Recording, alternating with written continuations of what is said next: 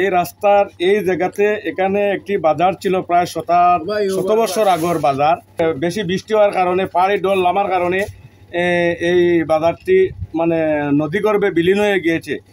এখন থেকে প্রায় 2-3 বছর আগ থেকেই এই একই অবস্থা। এই রাস্তাটি বারবার কেন যেন এই নিচে দিয়ে ডাবিয়ে যায়।